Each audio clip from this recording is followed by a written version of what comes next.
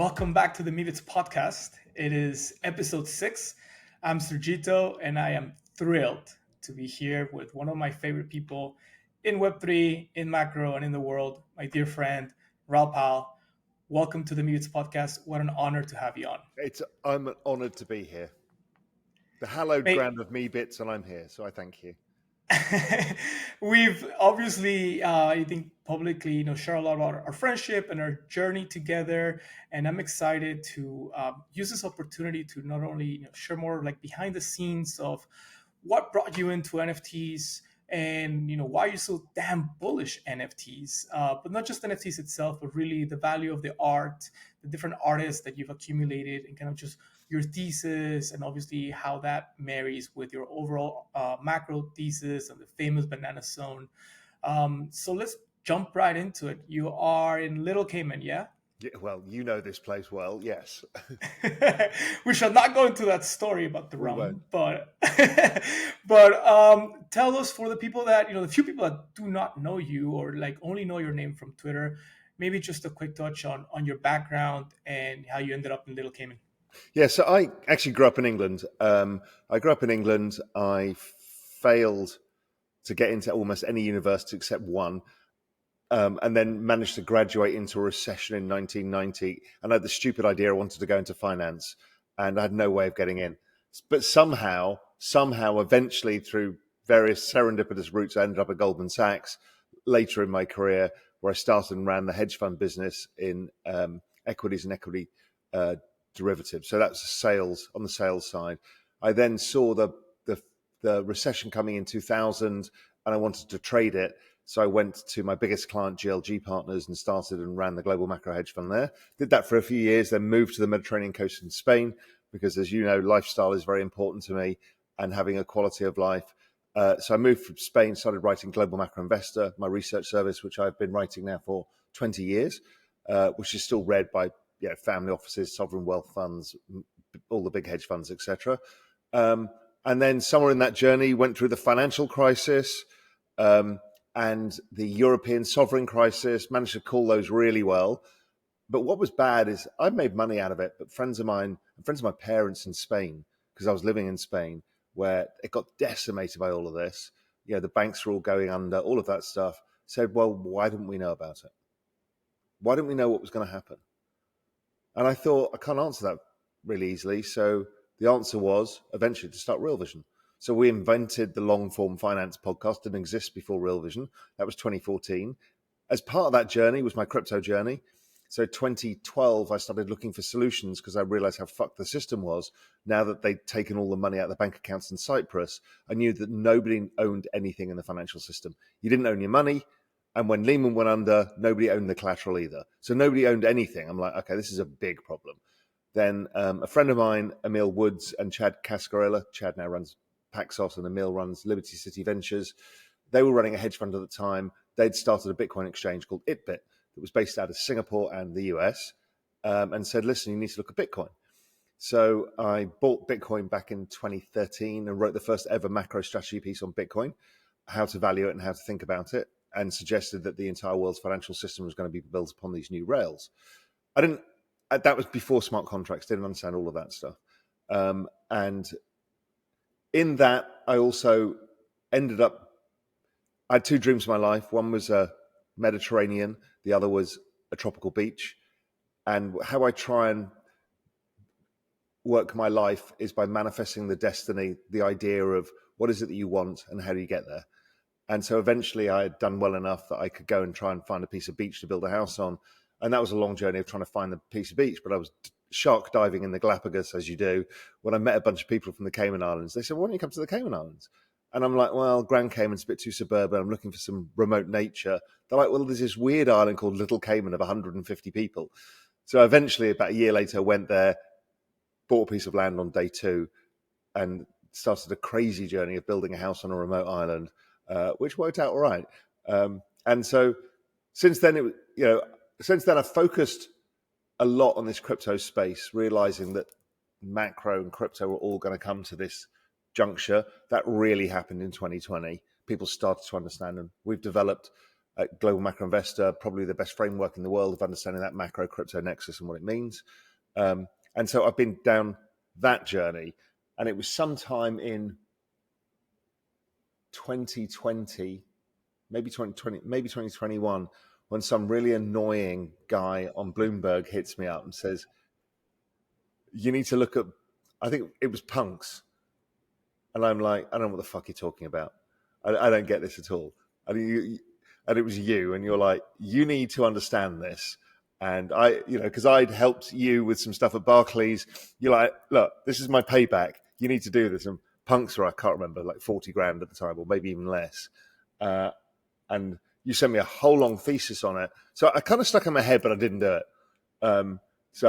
But that was me really starting to understand NFTs. And then I even brought you out to the Global Macro event in Cayman, I think it was, to come and talk to people about NFTs, about what they are, what they were. And my understanding of that has changed over time somewhat as well. It's been an amazing journey to watch you on, to follow you on, and also to learn from you because, going back to 2020, I had to take a 1 hour drive every day during COVID to a remote location for Barclays because everything was upside down in the world.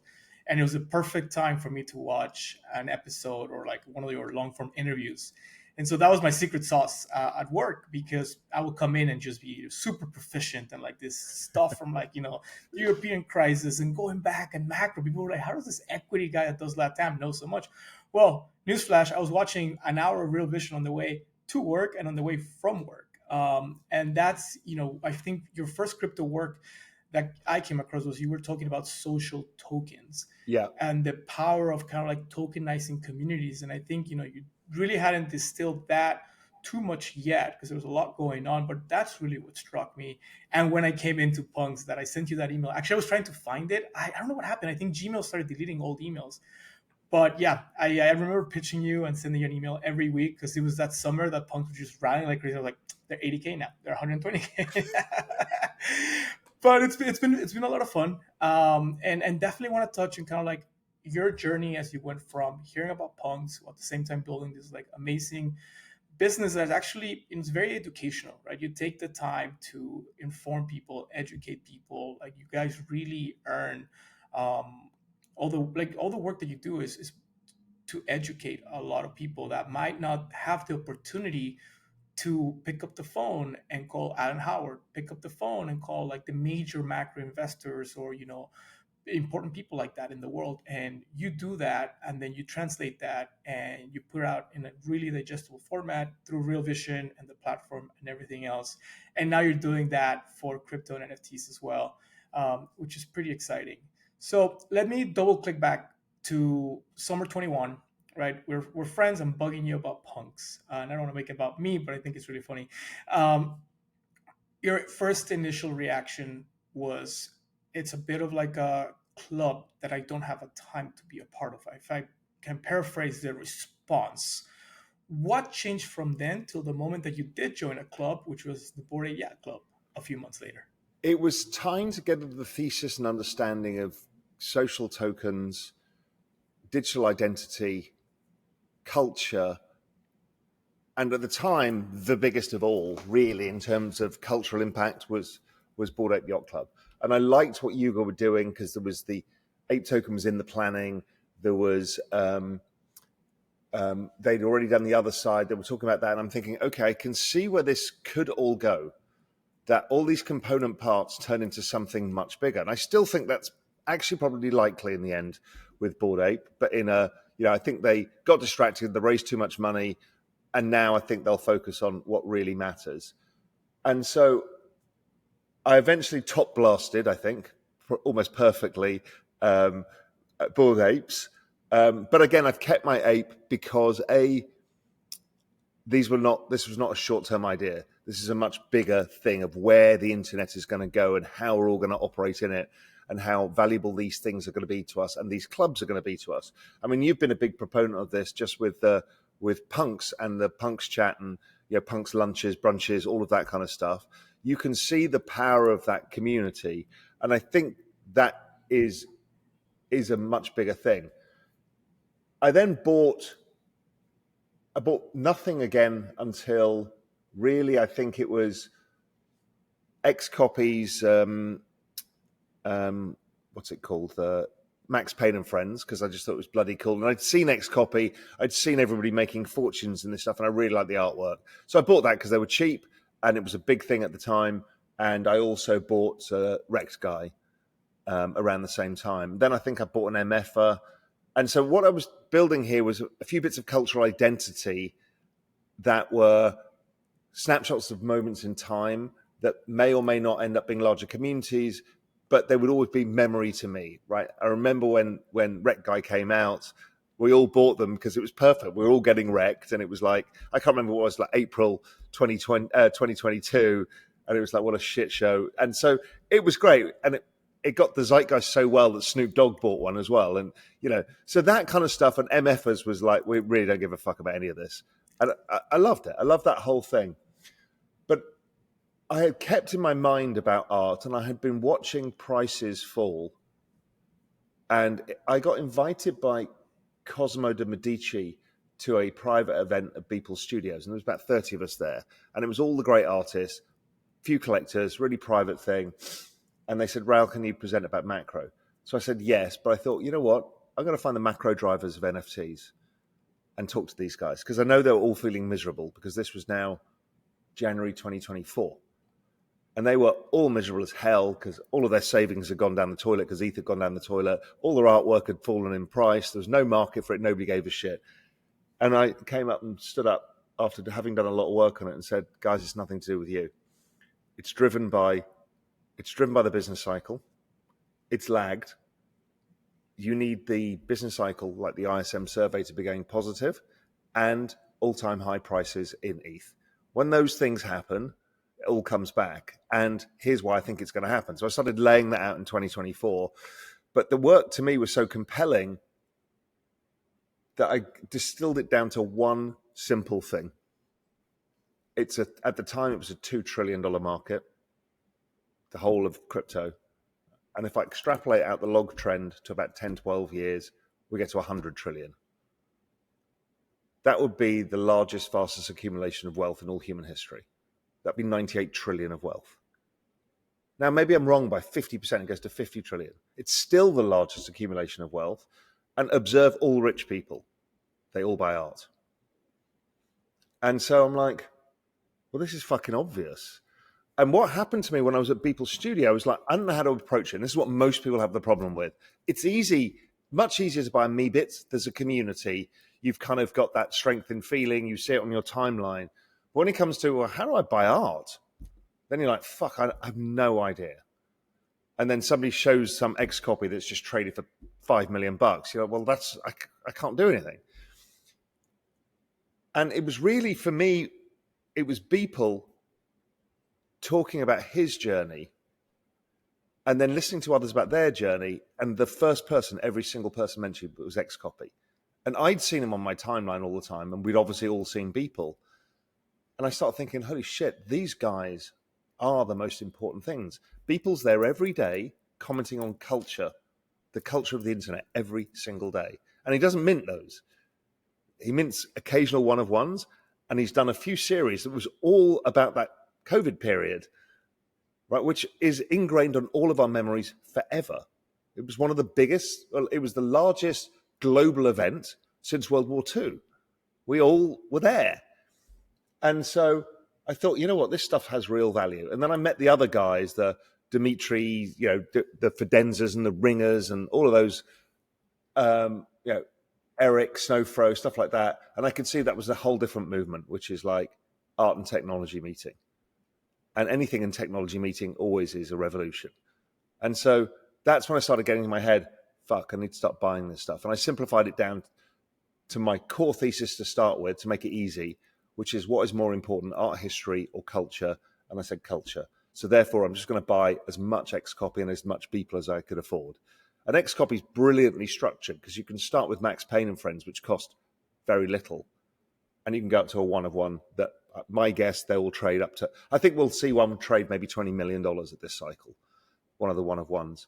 Beeples were relatively cheap at the time. I was buying these things for 4 or 5, and they're now 20, 25, 30, stuff like that.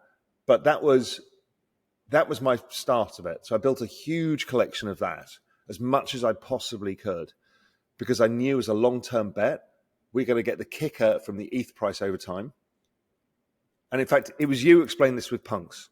It took me a while to understand this, and most people still don't understand this fundamental point. You have to really be a finance person to get it first off. It's a call option on the price of ETH, because as the price of ETH goes up from, let's say, where we are today, call it 2,500, let's say it goes to 10,000, ETH goes up 4x. If your Meebits stays at the same price, you still make the ETH gain. But chances are in a bull market, people recycle it into quality projects and the price in ETH goes up. So you get this double multiplier, which is why so many people made so much money out of the NFT season last time. So if I'm thinking about it in terms of a long-term store of wealth, we know crypto's going up over time. Well, this is upstream of everything. It will outperform crypto because the more money there is piling into the scarcer, most scarce assets of all, call it an X copy one of one, the ultimate scarce asset. Well, what is the price of that? It's kind of infinite. And so I built on that and then broadened out a lot from that. I remember you started buying and then you didn't stop buying and you didn't stop And I buying. think I triggered a whole re-rating of X copy and Beeple from that. Well, we were in Grand Cayman hanging out last winter, and the day I was taking off, you were Oh, starting to look at yeah. that last selfie. And we are on the phone for a while the next couple of days, and you're like, I'm done after this one. This is it.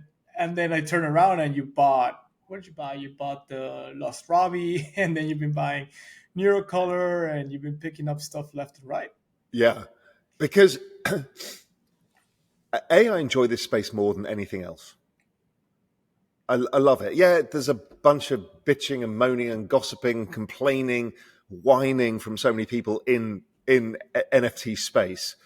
But generally, people are very nice, super interesting, and it's a very small group still. So this amazing nexus of finance people, crypto people, technologists, artists, musicians, all in one place. And you and I have talked about this. That this cultural moment in time around digital art is something truly special. And you just see it when you go to a few events. You have a few dinners with people. Like we had that one in New York. You're like, you know that people will talk about that dinner in New York or my event at Beeple's place. Because over time, these people are going, everybody in this space is going to be something much bigger. And so that whole cultural thing has just struck me as how important a moment in time this is and how big this is.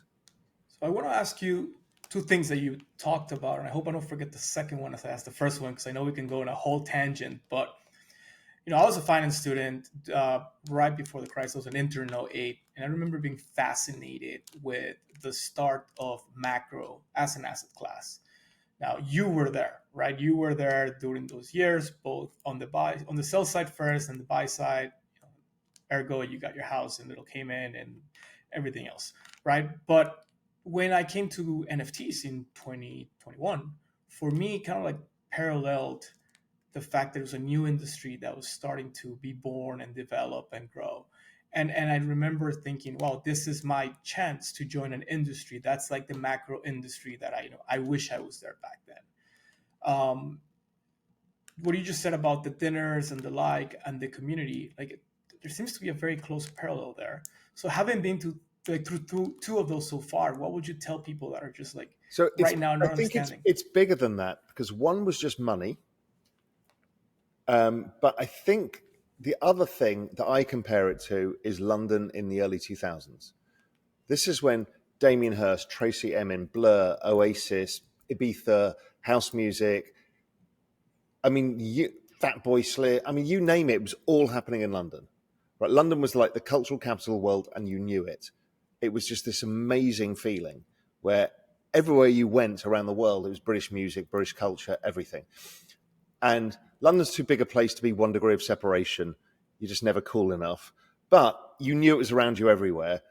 So what you've got is that moment, like all of these hedge fund managers, the Soroses and those guys, they all got together, but they were just money. But imagine applying money to culture, a cultural bomb like what happened in London in the 90s or in the early 60s or California in the 70s. These are cultural bombs that change everything. Imagine applying money to that, where you can actually make money from it.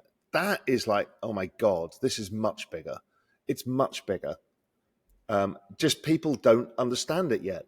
They people are beaten up about the space because of the amount of issuance of copycat projects that all went to zero and everybody not being able to afford their roadmap and then it all falling apart. And people are so scarred by that. But this space is so good because it's all about experimentation. And what you get is out of the ashes rises the phoenix. And what you can see is what projects were going to survive and therefore start to thrive. And there were, the artists that I mentioned before, the communities, Meebits, Crypto Dick Butts, probably Rec Guy, probably MFers. I don't think they're in the same league. They're probably a league lower than Meebits and Dick Butts. And you can see these things still retain value and passion, so attention. And usually I love the second cycle trade. The second cycle trade is the best trade. So that's like Solana goes up first cycle, second cycle it gets battle tested, it has Lindy effects, it survives, people remain on chain, activity remains on chain. That buy you're going to make a lot of money from, and it's been de-risked. That was the same with NFTs. That's when I started buying Xcopy and Beeple. I'm like, I know these aren't going away, and so therefore I'll use that second cycle dip. And I think we're still seeing the emergence of this. I think Mickey buying punks was a big deal as well. And what we are cementing is we've separated the wheat from the chaff, and we're cementing what is going to drive the future here. And then new innovation will come and new ideas and stuff like that. We will have to go through that cycle with memes as well. Yes, we've tested them with Doge and stuff like that, but not at this scale. By the time we're speaking again in 4 years' time, everyone will be like, I fucking hate memes. And somewhere out of memes will come a big idea, whether it's capital formation or whatever it is. That's how we test stuff in crypto. It's fascinating. Just to say, I hope we get you back on the podcast before 2029. But I kind of want to not push back, but I'm putting myself in the shoes of our community and say, okay, Raoul, you have 1 million followers, you're successful manning macro. Of course, you can get into those rooms, right? Like here comes the idea of there's cabals that decide what's going to be valuable or not, and like the insider and the like. But from your experience, if you were speaking directly to somebody like that who might not have the $100,000 to start with, maybe has $2,000, $5,000, what would you tell them when it comes to looking for art, appreciating art, and really also trying to position themselves, to having been at this place in history to profit from it? Yeah, I mean that's the issue. Is you can appreciate art and spend money, and you can buy stuff really cheap, and it doesn't matter if it goes up or not. But if you're trying to financialize it, which is make money from the opportunity as well, okay, it's harder. And it's like meme coins, right? If I look at the art market, there's tons of potentially great artists. I don't know how. So you need to get signal from noise. Now, whether that's joining a community where people discuss this stuff and you can learn and absorb, or whether it's following just the kind of attention you see online, that's usually where I get it from. It's just what kind of attention, who's following it, and not in a way of promoting something new. That generally doesn't work. But it's like, if it is an artist that is inexpensive or a project that's inexpensive, who's following it? Like Crypto Dick Butts was a big one for me because it was cheap. It was 0.3 ETH.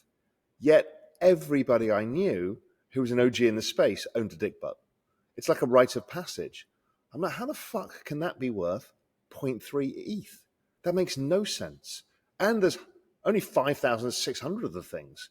So, you got to look around for those kinds of opportunities. Now, everything is getting more expensive. So we're losing the ability to find stuff, to build a broader base of this stuff. But, at the low end of the range, there are stuff like MFers. There are still opportunities in Meebits. There are opportunities in Rec Guide. There's a few of these around, the kind of PFP style communities that are interesting. What Ovi is doing with Rex is interesting. What you're doing with Meebits is really interesting. MFers, nobody's going to do anything with because MFers do what they want. But, but they're cultural artifacts. That's my point. These are cultural artifacts and will always be relevant to somebody. And we will all remember them. So look for that. The art side, way more difficult. Now, some of these, I mean, you would argue that Meebits are art, and I know Jack Butcher argues that CryptoPunks as a whole is basically a fractionalized piece of art worth $1 billion. I don't disagree with any of that. Where you get an entry into art is really difficult. But art is hard anyway. Even if you've got money, trying to buy art is terrifying. I mean, when you listen to 6529 and his story of trying to buy a Warhol, it was just awful. And realizing he'd paid a 50% bid off a spread to the gallery and all of the things. It's not easy. So start with community and then observe, I think. I think also with art, you can just appreciate it, right? You don't That's really right. have to own it. Like majority of people in the world appreciate art through a museum experience. But with digital art, you can just log into one of the cool galleries and different art platforms online and just admire it, take it in, right click, save. I mean, there's nothing wrong with that, and you can definitely No, I mean, if you like the appreciate that. art, but the fact is blockchain allows digital scarcity that didn't exist before. You have an ability to make money out of it. The entry price is probably a bit higher, but if you've amassed 10 ETH, you can do some interesting stuff with 10 ETH. You can build a decent portfolio of interesting projects that have a high probability of going up over time. And that's a long-term savings. I think of it like a house. If these are scarce and they're relevant, they'll be super interesting. And then there's a lot of really interesting stuff going on with art, AI, photography, just AI stuff, real-time stuff. And then people don't yet see and they don't yet understand that all of this is going to bleed into our internet experience, which will end up being a VR, AR, whatever experience. And this is going to be part of us. How we will appreciate digital art in the future will not be a picture on a wall. That is so outdated. Yes, we've got the white walls experience where we can see, moving art on screen, but where it's going is hologram. Of course it is. Now, whether it's hologram in our room or it's hologram via VR, AR, and everyone says, well, that's not likely. And I explain to people that ABBA have been on tour for 2 years as holograms. Kiss are going to go on tour as holograms. So the technology's there. So imagine having a Kim Asendorf, incredible digital thing that you can move and stuff that's a hologram that sits in your lounge. Okay, that's cool as shit. But then also it becomes, where does the separation between real and digital happen? And I think you can sense that with Meebits as well, is the characters can move around, can be different things to different people, and they can represent ourselves in this metaversal experience. Again, metaverse, term everyone thinks is terrible. It may be called something different. It probably won't be, but it will be back and we will be living in it in more ways than we yet understand. I mean, I love the Meebits game you had recently because it brings to life characters in a way that they become us and we become them. And the advent of AI, they kind of become, we're all become one thing. Yeah, I think for me, having the ability to own a digital sculpture by Larva Labs and then have it represent me in the digital space. To your point, metaverse, it's a bit of a cringy term today. Today. Um, but in 5 years, 10 years, I mean, there's no way in my mind, are to me like Oasis from like Ready Player One exist in a very basic form on Twitter, right? Crypto Twitter. Like we log in, we put on our haptic suit and our helmet by logging into Twitter and becoming our avatar and that personality, right? And a lot of us are, Sergito is very close to who Sergio Silva is, but you don't see all of that because you don't see me every single day in physical form. I know that Raoul GMI is very close to the real Raoul, but there's a lot of other stuff that you choose to represent in certain ways. And there's That's right. people who are completely different personalities online that they're in the digital space. I mean, in the real space, and so we're already like logging in to a And metaverse, look how different people are on their LinkedIn profile versus their Twitter profile. right? Right. So we're now playing different characters for different metaversal experiences for different audiences or communities. We're already doing it. People just can't see this stuff yet. Yeah, and you can be a digital sculpture by Harbor Labs walking around the metaverse as a Meebit. Now, let me go back to But I imagine, what so let's go one step further. We're building the robots. So why is your robot not your Meebit? we actually do have a very interesting But idea from from because nobody wants the bloody Optimus robot because it's creepy. But if your Meebit is a character that you've chosen and you love and you want to represent you, is walking around your house serving drinks and vacuuming, you're going to love it. we should email Elon. Be like, hey, can I interest you? We got to spread the voxel Well, we're going to gospel. have skins for robots, is the point. And we've had it in games. We have it in fashion. It's all the same thing. Again, people are like, this sounds ridiculous. It's ridiculous that humans have this thing called fashion. But it's a way of having a skin that represents ourselves in different ways. We go to the office, we wear a suit. We go out with our mates, we wear different stuff. You go to a concert, you dress like a music fan. Like we play these roles and these different things. No reason our robots won't do the same, and our AIs too. You mentioned music, and I know you're a big music guy. It's been a huge part of who you are as a person, your life experience. I'm keen to hear from like kind of like is anything from your musical fan. You're not a musician yourself; you're just a fan. No, I can't play But anything. In my fantasy life, I'm good. I'm a good singer, very good guitarist, half decent drummer. Reality, can't do any of them. but how does that like educated your art collecting experience so far, if anything? Because I understand cultural movements and I think of the history of music because I love the history and the connections and how this all fits together because my brain just makes these maps. Is they're all around cultural movements. If you think of jazz coming out of the US or blues coming out of Chicago in the South, if you think about the kind of pop music culture that started in the US, then moved to the UK, and the Beatles came. Then you had, all of these things are cultural movements. So that to me made me understand NFTs much faster. It's like, oh, I understand it. When cultural attention becomes massive, things have value forever. The Stones can go on tour, make $1 billion every time they tour. Why? It's cultural nostalgia. It's fucking valuable to every baby boomer. It's exactly the same as why Warhol is valuable. Reason being, what does Warhol represent? Represents the 70s and 60s and early 80s, when the US was like the cultural center of the world. There was a cultural explosion going on. The Warhol factory was at the center of it, and it was amazing. Everybody would go and pay homage, whether it was David Bowie or the Beatles or presidents or whatever. And so they remember that, and therefore Warhols are valuable. To me, Damien Hirst and Banksy. Why? British artists from the late 90s and early 2000s around a cultural moment in time. Basquiat, because he was black, New York. Right? So who bought it all? Jay-Z and all of the rappers and everybody bought this stuff and drove it up to record high prices because it's culturally relevant to them. So that music, that nexus of music and culture is the same as art and culture. And I realize it's all the same representation. It's just different mimetics. One is vocal. Books are the same, right? They're all just mimetics.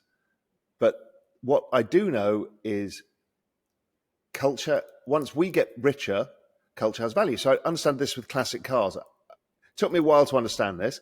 Classic cars, the trade to do is wait till a generation is 40 when they start to have money to buy a second car. Or the few who've made some money want to buy a classic car. What do they buy? They don't buy what their parents had. They bought what they had on their wall when they were a kid. And I saw it because I was living in Spain and I saw the picture I had on my wall when I grew up in England was a Lamborghini Countach in white, the 500 Quattroporte. That was the car. And there was like a girl draped on the bonnet or whatever. I'm like, this is what I want. And I was looking with mates of mine in Spain and they were 35 grand. And we almost bought one and didn't buy one. Next minute, they're trading at 350 grand. Why? Because everybody my age bought the car of their dreams. I mean, I was speaking to Vlad Tenev, who's a bit younger than me, but what's he bought? Lamborghini. Why? Because that's what he had on his wall. So, it's the same thing. It's culture. It's cultural artifacts and memories that really are valuable, more valuable than anything else. so much to just pick on right now that I want to make sure I don't forget anything. So first, 20-year cycles, reading The Fourth Turning, big impact in my life. That was a recommendation from you, and it speaks to those cycles that you were just talking about. Would highly recommend. Generational cycles. Correct. Everybody go pick that up. Second, one of the things that I see sometimes from like art people, art connoisseurs, or fine art people on Twitter with when it comes to NFTs, is like why is that valued higher? The artistic maybe component or the way it was made doesn't really kind of like pertain to the way like high art is made. Like they don't understand art. But everything that I'm hearing on this conversation that really resonates with me and my own experience. I didn't have art before, NFTs is culture. It's really capturing the moment, capturing what Snapshot we, of culture. yeah. And you mentioned the 70s and the 80s and the 90s in London and in New York. And this is kind of like the internet's nation state, right? Crypto, this economy. And so we're capturing the culture The birth of, of a nation state.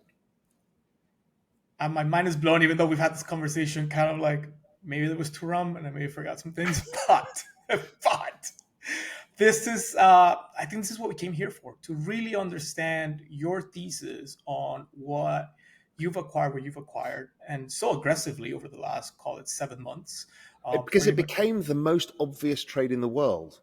It's like when I can distill it down to left curve, ultra left curve, which is like everyone's going to get hilariously rich. They all buy art. It was Tad Smith. I don't know if you know Tad. Tad was the CEO of Sotheby's. He now works with Dan Tapiera and is a good friend of mine.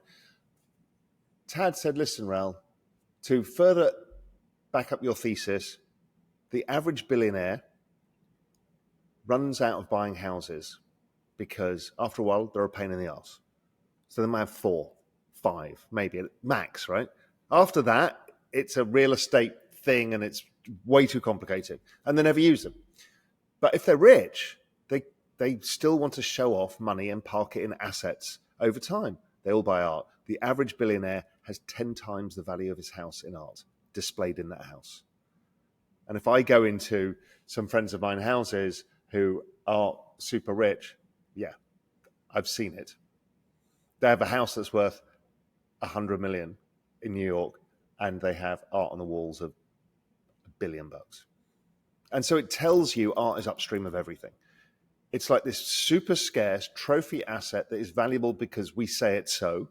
It's a cultural artifact that has value to us. And therefore, we will buy it and store it as storing these memories.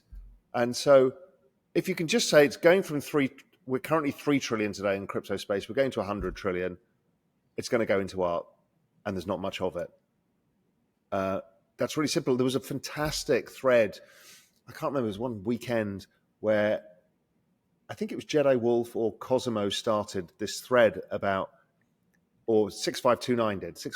There's this many pieces of art right now that is considered investment quality in digital space. And this much money has to flow into this small amount of stuff. And so therefore, what does that do to prices? It's as simple as that. how do you separate that just 1 degree to like admiring and appreciating the art, which again is also a traditional pushback in the space where things is maybe a little bit too heated, and that's what maybe sometimes leads to that like feeling of discomfort where like people got ahead of their skis, and it draws in maybe like the late crowd that is sometimes not the crowd that you want to be trying to So, like diamond hold something for 10 years. so you should understand the artist that you are buying. What is their story? What makes them important? Who owns their work? Right, just general homework, like we try and get people to do in macro space. Do your own research. Do your own research. Don't buy it because you see prices going up and people are panicking into stuff.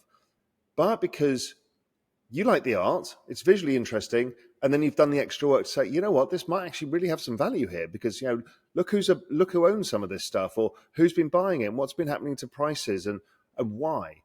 And it has to be art that resonates to you, or it won't have any value to you. It needs to be something you think, that's cool. Or I remember when I first saw that, this was going on, stuff like that.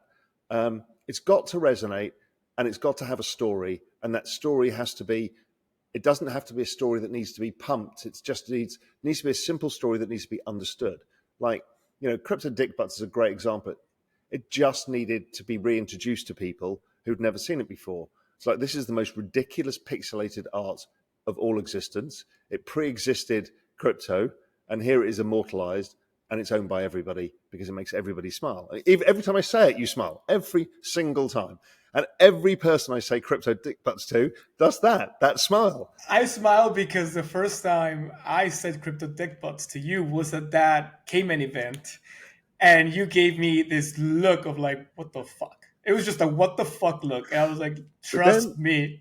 and And then then Julian went and bought one, and it just completely caught by surprise because Julian is the most by the book, high Swiss and investment tight. banker. Yes. And for those of you that don't know, Julian is Raoul's right hand guy at Global Macro Investor and some of his other ventures, and we totally transformed him into an absolute art NFT. I don't want to say DJing because that involves flipping, but just somebody who's obsessed with it and X copy and Oh yeah, Dickbuds and everything from the most stupid shit like Crypto Dick Butts to X copy and stuff like that. We collected a bunch of stuff together. Yeah, and Crypto Dick Butts for me, if I go back to my genesis, I always saw it around and I knew people loved it and it was a joke. But we need to thank Melton Demirez for having Dick Butts on ice. Right, that in my head is the most ludicrous part of the whole thing, is an ice rink with somebody dressed up as a crypto dick butt skating. And I'm like, that I love. shout out to the Gucci gang who throws those events for the Dick Butts. And I know the one for this year is in planning stages, so I'm hoping they can pull it off with the time left. But yeah, we had the Dick Butt ball, we had Dick Butts on ice, and then we had Dick Butts Turkish bath too. That was a lot of fun with a play that Melton put together that was performed in the pool of the Turkish bath house at like 4 a.m. It was something else. But yeah, Dick Butts are incredible. Let me ask you one thing about long term, kind of just approaching the space with a long term basis. One of the things that struck me when you called me to share your thought process and potentially gain some more encouragement to making that big last selfie purchase. You said, "Mate, I'm holding this for 10 years. I don't know that there's going to be a couple more available in the next few years." And so you're coming at things with that perspective. Is it because it's a different stage in life for you, or is it because that's the right length of the trade that you think makes the most sense I do in this market? different things at different time horizons. Generally speaking, I invest via the cycle length. So you kind of get 3 up years, 1 down year. That's kind of roughly how it works these days. So you can think about 3 year and you try and extract as much value out of that. Maybe you're active for 2 and a bit years of that. Okay, fine. But when you've got a thesis and you're only 3% there, which is how big crypto is going to be, you have to give a period of time. And for the world to appreciate that this art is the art of the new generation, and this new generation is going to be gazillionaires. So it has to play out over time. And so how I think of it and how I've been doing it is forcing myself to scrape excess savings out of my crypto exposure and putting it into something long-term. It's like a long-term 401k. And I know that in 10, 15 years' time, that stuff's going to be stupid valuable. And my future self will thank me today. That you want to do stuff where your future self thanks you. My future self will thank me for doing it, which is why it kind of got me across the line with the last selfie. It's like, fuck it, I'm just never going to get this chance again, because they're starting to get to prices where it's just beyond my ability to do so. And by the time my ability to do so, because the crypto market's has gone up, well, the super rich in crypto have gone up even more. And so the prices of these bloody things just keeps going.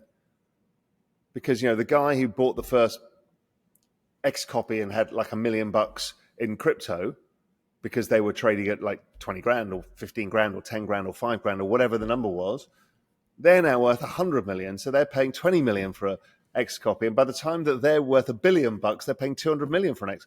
It's like, it's never ending. So I just knew, kind of talking to you, I was like, do I take out a loan to do this? I don't like doing that. It's just in the end, it's like, fuck it, I just have to do it. Yeah, I think that was very interesting because you're like literally the first person, at least there's not a fund or putting the artwork into a fund, that mentioned that time frame. And like even for me, like I had not thought about that for my own stuff, and I feel like that's super important to get out there too. Like if you have the conviction and the ability to hold for that long, like Well, those because terms. I mean, I was speaking to Alan Howard couple of days ago, and he's like, in typical Alanisms, he's like, it's just fucking easy, isn't it? He goes, all of those guys, and there's a whole bunch of people, call him Stevie Cohen and various others. He's like, fucking easy. All they did was bought a bunch of art, sat on it for 15 years, became billionaires. He's like, we'll just do that again. And I'm like, yeah, that's exactly the trade. But it's as simple as that. He goes, all they did was get to know the artist. So a very good friend of mine was probably the patron of Damien Hirst. And he knew Damien, knew the art, knew the provenance, knew where it came from, knew all the circle of people around it, knew the other artists, right? All of this. So he knew how to collect it. And he collected a lot of the art from that period and then saw the relevancy to Basquiat and the relevancy to Lucian Freud and a bunch of these others that went up gazillions. And he built the whole thing, kind of like I'm trying to do now. Pretty much the same journey as I'm doing in digital art, and then just sat on it. And then before you know it, his art collection's $2 billion. And that's what Alan's point is, and it's been my point as well, is you just sit on it. And if people get richer over time, the value of this stuff just goes up because there's not much of it. And what I love about Last Selfie and Mortal, the X copies, ones of tens, you'd think, why is a one of 10 so valuable?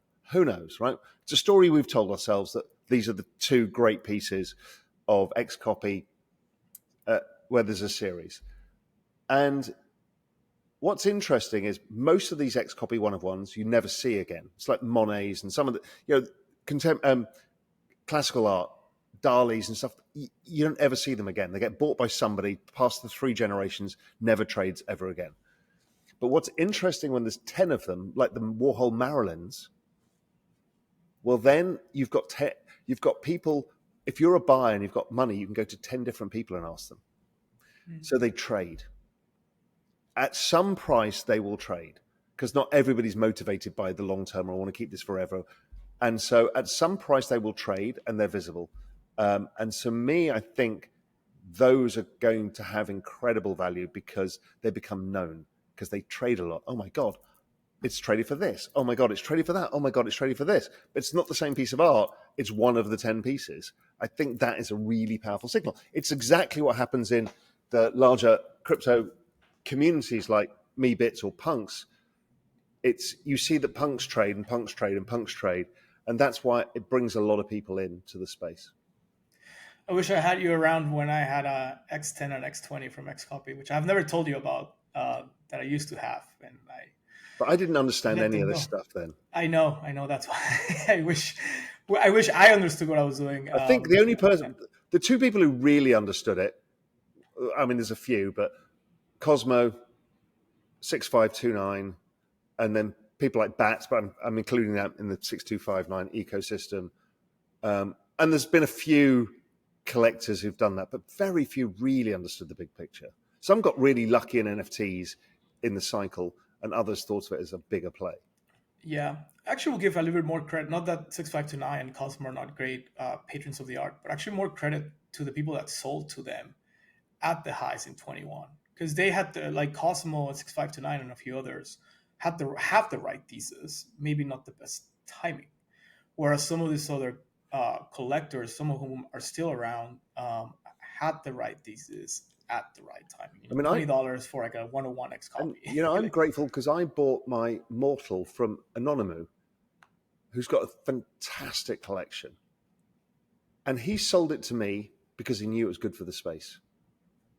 One had to move, and it had to start moving, and I thank him for that because I didn't know him, but he's like, if somebody wants to buy this, who is it? And they're like, okay, let's do that. Let's do it. He should never have sold it, but he did for the greater good of the space, which is amazing.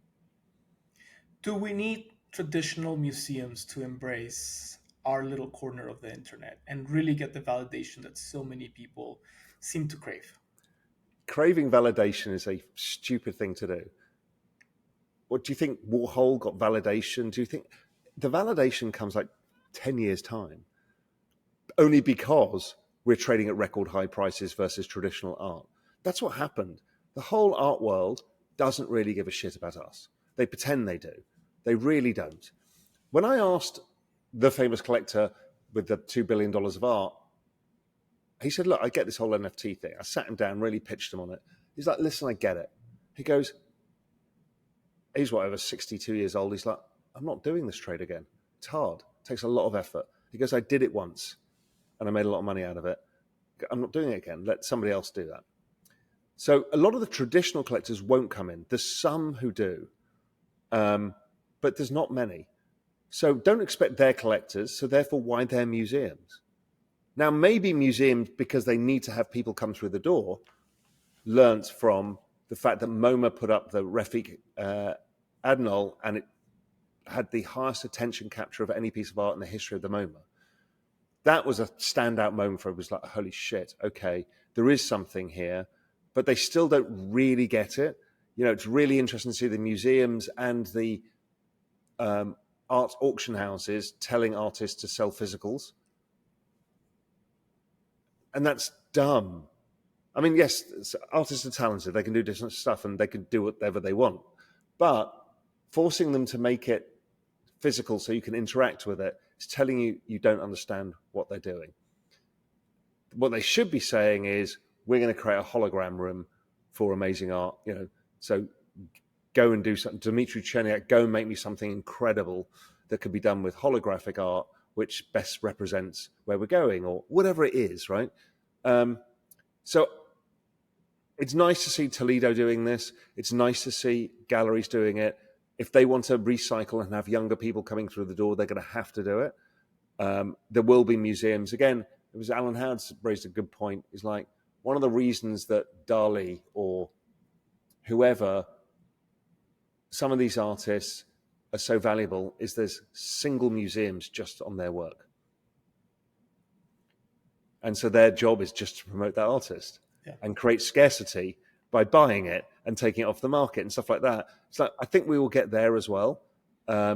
So it's coming. Museums are good. I like it. We need them to recycle to new people, but they also have to have fresh ideas and stop playing to the bloody newspaper critics on art and the old art collectors, hoping you're going to get one of them, you know, some Chinese collector who's bought a bunch of Rembrandts to suddenly buy X copies. It's never going to happen. Node Foundation. Mickey, good friend of yours, and now became a friend of myself and Meebits, thanks to your intro. And it's been really awesome to kind of like see him come in, start collecting punks, kind of like similar to you, start buying a little bit, next thing you know, buys the whole thing. Which is amazing because, you know, for so many reasons. But from your conversations with Mickey, and we're hoping to have him on the podcast here in the next few weeks, like, what was your initial takeaway when he shared, you know, that he wanted to do this, that he wanted to have a museum for punks in Silicon Valley? I'm just curious I would have loved to be a fly on the wall in that conversation. I first met Mickey, I can't remember, 5 years ago or so. And we started talking again. It was about NFTs. And I remember going to his house and, you know, we were talking about Beeple and what he collected. And we talked about Xcopy, which he hadn't really collected, and what he'd been buying and why. And, you know, Mickey's the classic example. He's made a lot of money. He's probably the most successful fintech investor, VC investor of all time. And so his house is adorned with art. And so he's at that point in his life where art starts to become a passion. And he was early to crypto and could see the cultural relevancy of the whole thing. And so then to go, you know, I really then starts building a macro thesis around punks, and then is like, I can do so much more.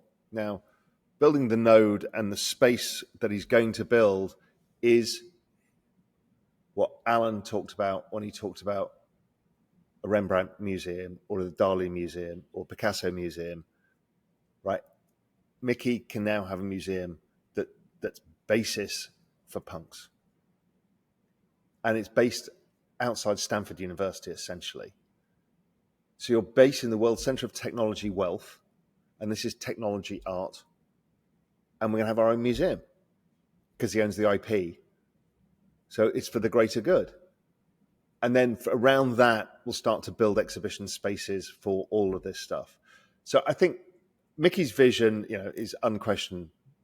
The guy is an utter genius and one of the nicest people I've ever met as well. But what he's trying to do is really, really, really interesting. And from the guy who makes VC bets in the future and gets most of them right, I wouldn't bet against him being right in this bet, his vision of the future, which is that digital art is going to be much more valuable and relevant than people ever understand today. I agree. I mean, we sat down, we had lunch. It's funny because the waiter comes over, he goes, Tesla was founded on this table. And it hit me that the museum was going to be, nearby where we were having lunch. And so for me, it was more that like that proximity to this, to your point, this generation or two of internet, builders and millionaires and creators and the like, and successful people around that ecosystem. And now they're going to have kind of like the mecca of punks right at their footstep, which that coming from the waiter I was like, wow, like this is, I knew it was pretty big, but that really put it into kind of like Yeah, and I think context. he's not just thinking of the single location. It's what mobile experience is, what can happen, what can be built from that. It's a lot because nobody's done it yet, and it's, if my thesis is right, then it's blindingly obvious that this is the right way of doing it as well. Nice. I'm very excited just to see, because I love punk so much. I'm looking at my 10,000 punk print here out of the corner of my eye. It's been such a impactful, community and thing for me. And I obviously led to the Meebits, which is really what I want to close this podcast with. Obviously, you were one of the first calls I made when the opportunity came about. Very serendipitously, we had conversation over a weekend that I was visiting where we really talked about kind of like the future and really, kind of building something that was meaningful. And then, the Meebits opportunity came about. And as I think about punks, Meebits, the whole space, art and culture, what do you think would be, if we're looking back 10 years to this day? And, we're sitting there, hopefully little came in at that Domino's pizza next to your house, and on the beach, That and little you're going to came in build that I'm going to just build to piss me off. Yeah. a Domino's pizza with an Olive Garden in it. Yes. I also heard you're a fan of Family Dollar now in Texas. So maybe we'll bring that concept to the island. I don't know. But definitely a Domino's and an Olive Garden. Maybe a Chili's. You're a fan of Chili's now Yeah, too. Chile's amazing. But we look back in 10 years down this, down the timeline, and we're sipping our margaritas from our blue plastic cups, our neon yellow margaritas from our blue plastic cups. And if if you were to give me an assessment of like, I did or we did at Miko our job right, what do you think Meebits should look like by then, for us to have like an A+ That's a aesthetic? really good question. And the answer is I don't know. Because I see everybody trying to go down the doodles approach or the pudgies approach, which is create a non crypto brand that has broader monetization. Can we turn it into cartoons? All of this stuff. I don't know if that's the answer. And it's going to be a real reflection on what Meebits mean to people. Why punks are interesting is because they're a bit punky. So they appeal to my generation, Gen X, because punk was the beginning of our teenage years. And it has a coolness factor. What is it that people like about Meebits and what does it remind them of? And I don't know the answer to that. Maybe it's just, it is what it is, and it's being part of it. But I think it's this, in my head, it's the digital twin. It's representing yourself in a different space. It may be the skin for your robot. There's something about them that are charming, but they're also cool. They're like these sort of cartoony characters of New York, as you've said, and they've got traits, so they're kind of fun and interesting. And there's an element of wanting to scale up with them. I think it's to do with that. Is how do you become your Meebit and your Meebit becomes you? I think if you crack that, then it doesn't matter all the other stuff. Because I think people are looking at old business models and saying we want to copy Disney. And I don't think that's the model. I think it's something to do with the future. And it was again, you showed it because they're 3D. Okay, that's amazing. When you go into OpenSea and you click between the two, right? That's amazing. And then you show it in the game, and that was a bit of a holy shit moment to me. I'm like, oh, this is great. Because they're cute, but they're also cool. They're kind of street kids, right? So that street culture was your youth. It's the hoodie culture. But that wasn't my youth. That was your youth. Exactly. And so this is hoodie culture, skateboarders, all of that stuff. Okay, that's what you've got to me. That's what I think people recognize in Meebits. And I think they also can recognize themselves, their youth, their visions of their youth. And if that's the case, then you've got a chance that you and your Meebits can go through the singularity and become part of each other. Do that, and I think you can win everything. Thanks for that. I was smiling as you were answering the question because when I asked Miki a similar question, first two words that came out of his mouth were digital twins. So I'm 2 for 2 on that answer with people that obviously know what they're talking about, have been successful in other areas and are now big into digital Well, arts. because the first question when I was saying I need to buy a Meeb, you and I know the same thing. I did it with the punk. Is I want to buy one that looks like me or represents me. Right? It's the first thing. Why did we do that? I don't know. But the first thing I had to buy a suntanned ape with sunglasses because he looked like Raoul, who lives in the Cayman Islands. And we had that conversation because you helped me bite my punk. And same with the Meebit. It's like, I need one that represents me because it is going to represent me. And there's something powerful in that message that really matters. And I think if you grab onto that and think of that as your true north, I think you're going to break new ground. I love that. One final question, because I promised the community members that we'll ask you this. A good mutual friend of ours, Benji, asked me to ask you and put you on the spot. He's obviously collected a lot of Meebits since we acquired them. And we're very grateful for his support and everybody that's collected Meebits and supported us. But he's asking, when are you going to collect more Meebits? You see, because I'm still collecting other things, and for me, they don't strike the same thing in terms of relevancy to my past, my cultural relevancy. What I know is your cultural relevancy because of how they are, what they are. And so that's why I've not bought a lot of them. And also, I'm not a big fan of buying lots of stuff to try and sell later. So the one I will do is I'll buy one and maybe I'll buy a super rare one. That's more likely what I'll do because I'm really not interested. I don't like doing that. There's 10,000 of these things and 20. I want 20,000 and I want 20,000 people to own one. Right? I don't like the idea that we go out and buy 500 of these things as a trade and then dump them on people. I just think if they're right, they're important. It's like everybody should have one. And I think it's the same with Meebits. So I don't do that. I've done it once, but it's not something I like to do. So I'm more likely to go up to the rarity.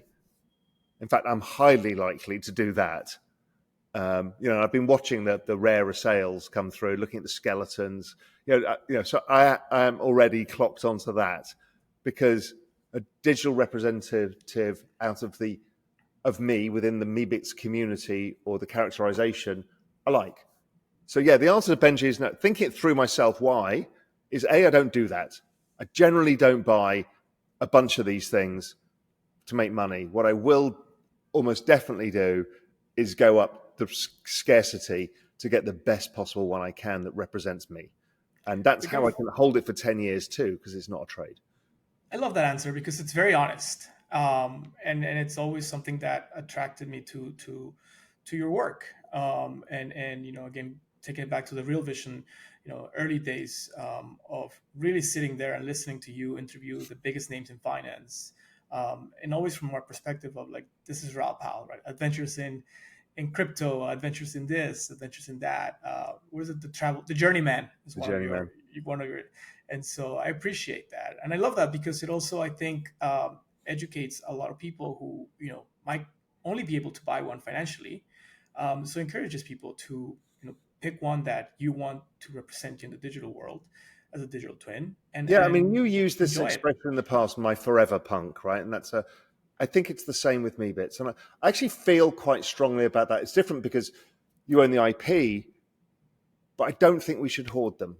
Okay, maybe in the early stage it needs some hoarding because you need to have 20,000 interested people, but I don't think they should be hoarded in large numbers. I think people should own one or two or whatever if you want different characterizations.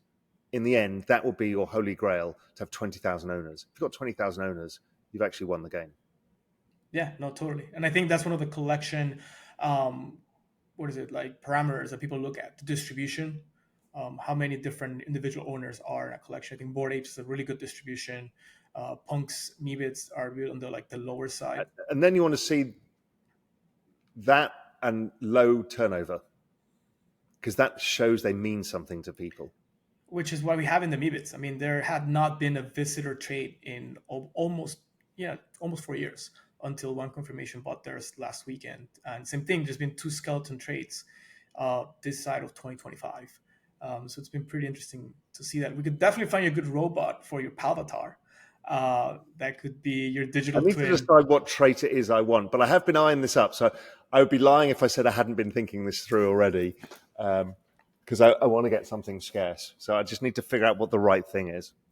Awesome. Well, the whole community is here to, and obviously you got me to help you find that trade and that forever your second forever meme. I do love your 3D little Cayman guy. I think he's just you, and it matches your punk very well. Yeah, it does, and I really like it. And again, I don't sell this. I've never sold anything. It would be about finding something really scarce and that also represents part of me. So we'll see what I can figure out. Raul, I couldn't have not asked for a better hour and some minutes this week. I really appreciate your time coming on here, sharing so much of not just your vision for the space and culture and but really putting yourself out there every single day. I know you've had a lot of pushback, some calls that didn't call your way, and I think it takes not just a thick skin, but really wanting to see the space move forward in aggregate to And I want to continue to see do that. people succeed. Right? We can't have the biggest wealth opportunity we've ever been given and for people to not take it. What's great about crypto overall is you fractionalize the ability. So for low cost, you're buying scarce assets. So everybody can put 10% of their paycheck in. So there is no fucking excuse. And so our job is to make as many people participate in this new gigantic paradigm shift as possible. And then we can look back on our lives and say, you know what, we did something good. I love that. And then we can buy plot of land and Build build Domino's Pizza. Domino's Pizza with an Olive Garden right next door to Raoul. This is why I have it. I have it mapped out. The place is already blue next door to you. So, my friend, thank you so much. I hope you enjoy your European summer. I know you have a lot of travel plans coming up. Yeah. So definitely appreciate you, and yeah, can't wait to give a big hug next time I see you. Yeah, absolutely. And good luck. It's exciting to watch what you're doing. I love it. Thanks, man. Literally just following your lead and your advice. So really appreciate it. All right. Take care.